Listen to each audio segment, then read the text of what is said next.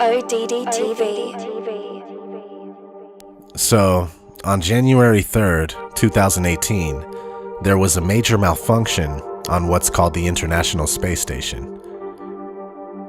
In a video on NASA's YouTube channel called Space Station Crew Members Discuss Life in Space with the Media, the three astronauts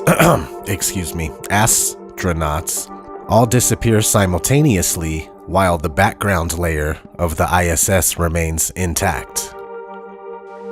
Thank you very much again. Thank you for your time. Have a good flight and many more exciting experiments on the orbit. Thanks a lot.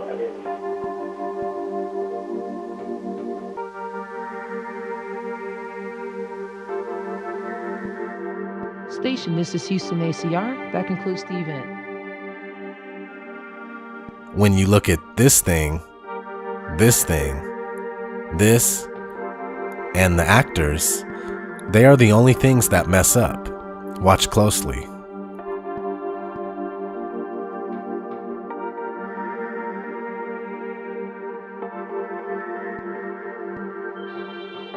This is a big deal because it means without any doubt whatsoever that there was live editing and video manipulation. Not only would the background get scrambled as well, but these guys wouldn't all disappear at the same time. So check that one out on NASA's channel. I'll leave a link in the description. There are a lot of us that have been showing this stuff for years, and people are waking up to the deception, while some refuse to acknowledge it. In fact, many people hold the idea of outer space and NASA very near and dear to their hearts. So much so that when they are shown this evidence, their ego won't allow them to accept that space is a hoax. Years of psychological programming through various media doesn't help either. But whether we like it or not, NASA and all the other space agencies are lying to the world. They're lying to you. They're lying to your kids. We've caught NASA too many times to count at this point. We catch them glitching,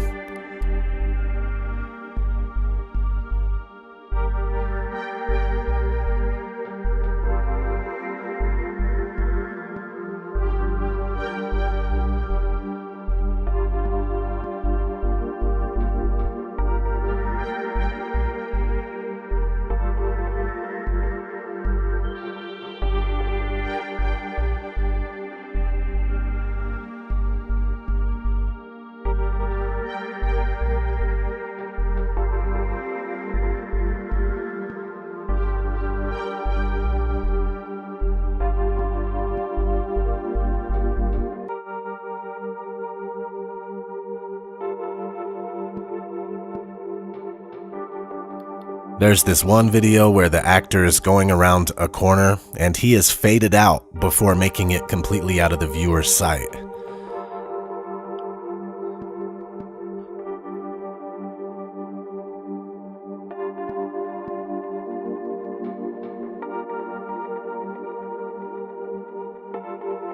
Let's not forget space bubbles.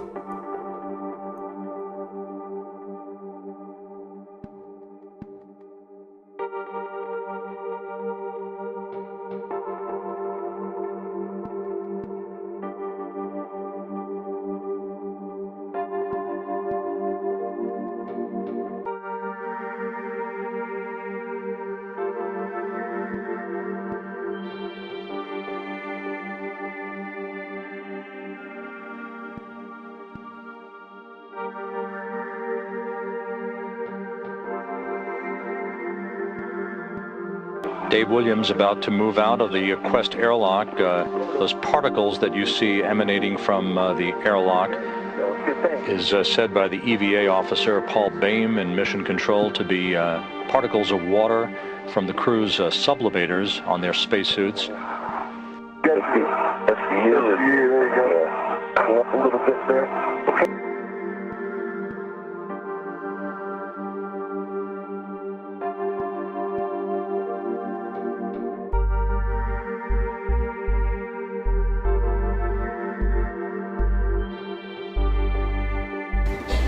So many times during spacewalks outside the International Space Station, we can see air bubbles rising up. Can you touch on how there are air bubbles in space? Can you be more specific? Air bubbles? So yeah, like a lot of times during the footage, the NASA footage, you can see bubbles coming up out of the helmets or kind of from underneath you.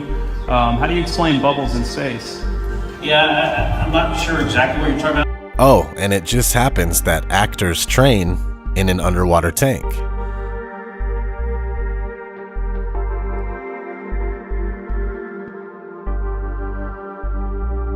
NASA tells us that the Earth is photoshopped because it has to be. It is photoshopped, but it's has to be. Then There was another layer to sort of simulate the atmosphere. and then there's this little bright spot. It's called the specular highlight. So it's the reflection of sunlight off of water. Those are the pieces, but you can't just slap them all together. It just didn't look realistic. It looks kind of flat, or the clouds are sort of too see-through. So I just hit Command Z a lot. There's artistry to creating the world. What I imagine it to be. Unfortunately, I'm not an astronaut. I've never been to space. Some NASA actors say that you can totally see stars when you're in space. Whilst in space, have you ever looked away from Earth into the black void? Yeah. All because the you time. can see. Because you can see the stars. Oh yeah. You know, and pretty much all the time you can see the stars. Yeah. It's not which a is black cool void. thing. I mean, it's black, but there's all kinds of little polka dots. There's all the stars there, and the cool thing is about it, you can see it during the day. Yeah, you can, and there's more than stars. You can see planets. You can see moons. You see the gas Magellan clouds of the Milky you Way see galaxy. the Magellanic clouds. Magellanic. See, I just wanted the Magellan well, there's a large clouds. one I didn't and a want small to one, right? Yeah. And then you can see the zodiacal light. Whoa. But the NASA actors from 1969 say that you can't see the stars in space. We were never able to see stars from the lunar surface or on the daylight side of the moon by eye without looking through the optics. I don't recall during the period of time that we were photographing the solar corona what stars we could see. I don't remember seeing any. You can see the stars. Oh yeah. You know, and pretty much all the time you can see the stars. I don't remember seeing any. NASA says that we can't leave low Earth orbit.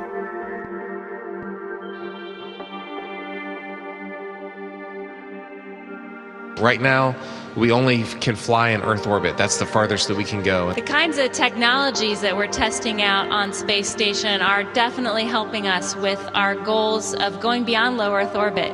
Early in the next decade, the set of crewed flights will test and prove the systems required for exploration beyond low Earth orbit.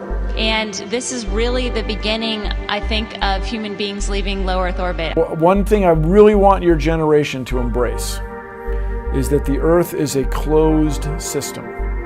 We cannot leave the Earth. One thing I really want your generation to embrace is that the Earth is a closed system. We cannot leave the Earth. NASA tells us that they lost the 1960s technology that took us to the moon. I'd go to the moon in a nanosecond. The problem is we don't have the technology to do that anymore. We used to, but we destroyed that technology, and it's a painful process to build it back again. The ultimate destination is Mars. So if you gave me all the money in the federal budget today, I could not get a human to Mars.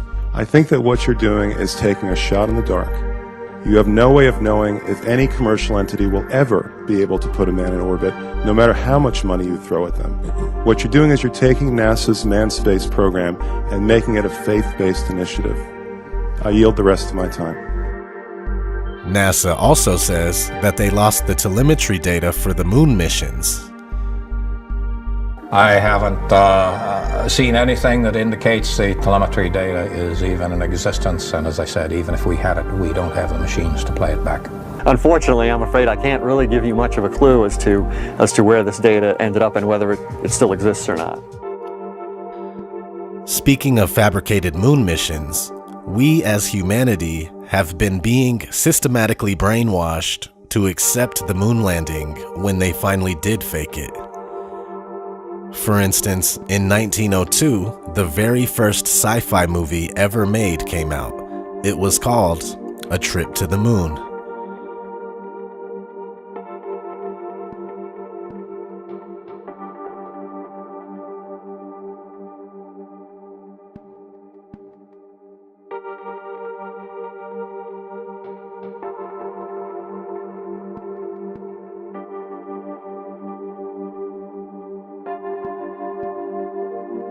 The guy who made this, George Méliès, made all sorts of similar short movies around the same time. The Astronomer's Dream,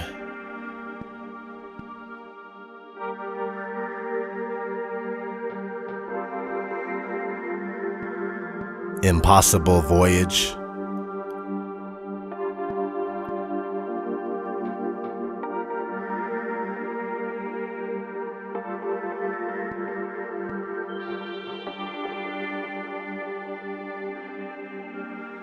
Courtship of the Sun and Moon,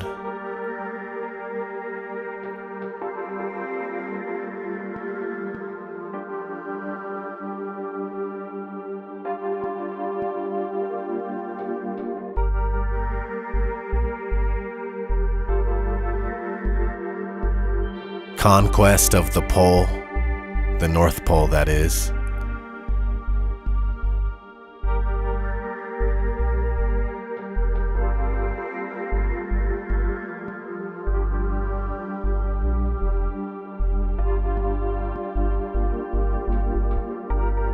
Anyway, more pre-moon landing movies that conditioned us mentally were Destination Moon from 1950,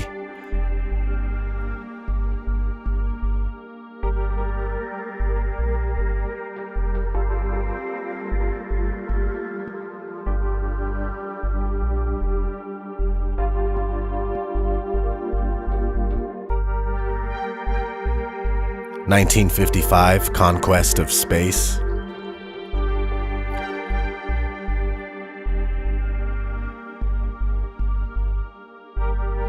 1958, From the Earth to the Moon. That's the same year NASA was established. 1960, 12 to the Moon.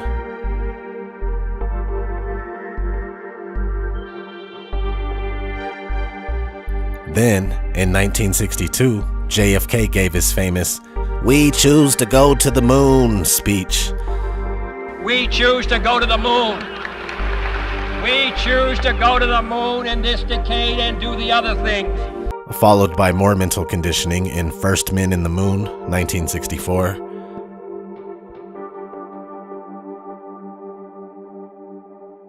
And Jules Verne's Rocket to the Moon in 1967. In 1969, NASA goes to the moon for the first time, where President Nixon talked to them on the phone with no problem. Hello, Neil and Buzz. I'm talking to you by telephone from the Oval Room at the White House. And this certainly has to be the most historic telephone call ever made from the White House.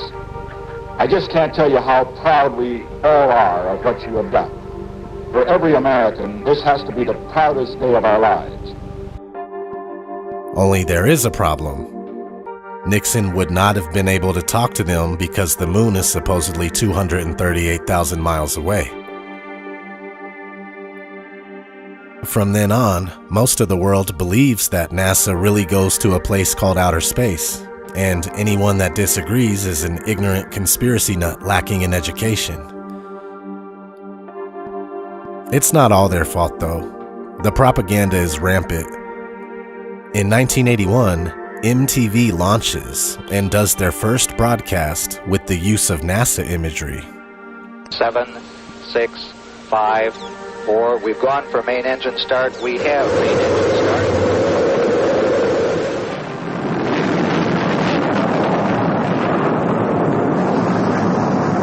Ladies and gentlemen, rock and roll.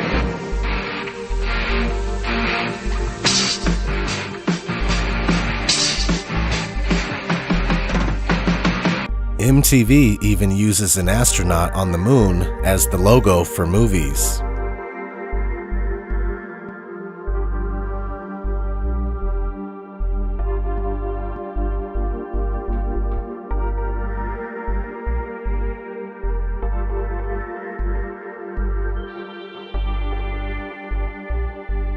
And they give out the astronaut statue for Best Music Video Award.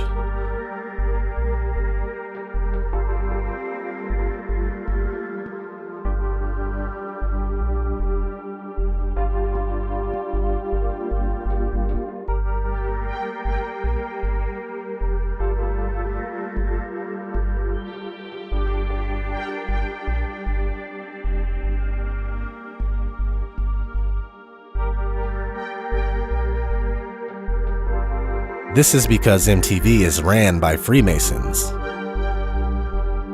They even operate out of a Freemasonic temple.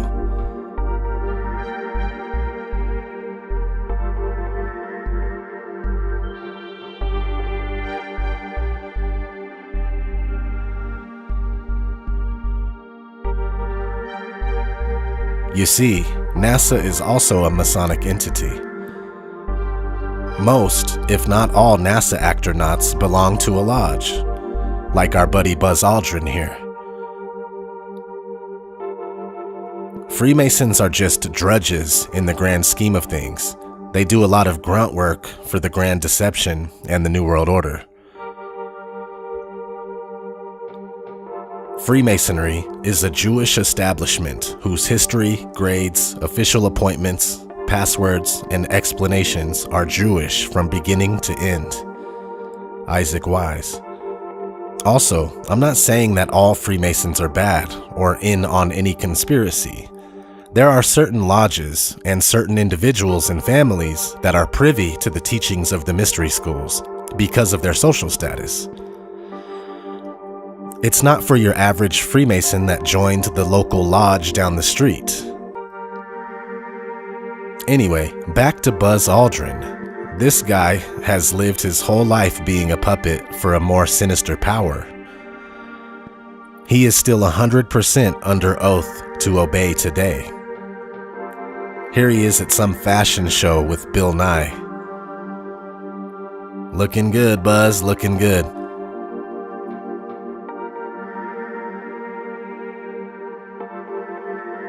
Speaking of Bill Nye, this guy was an actor on a sketch comedy show called Almost Live before being picked up by Disney in 1993.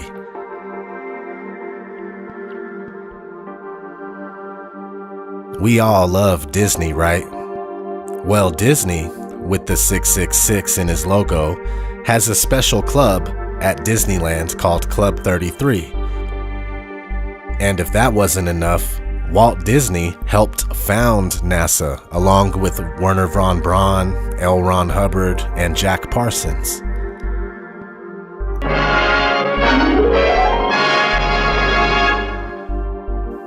Here to introduce you to this new series is Walt Disney.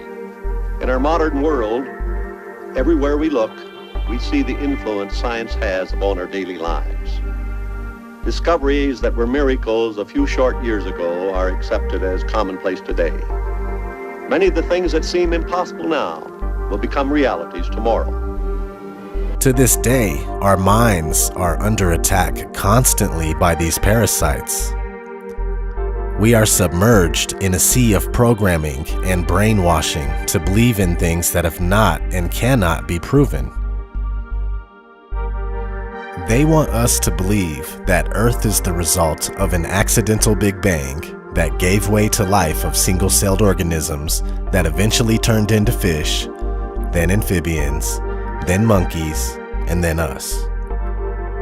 We are told that we live on a rock that spins as it flies through outer space, and at any moment, we can be destroyed by an asteroid or invaded by aliens.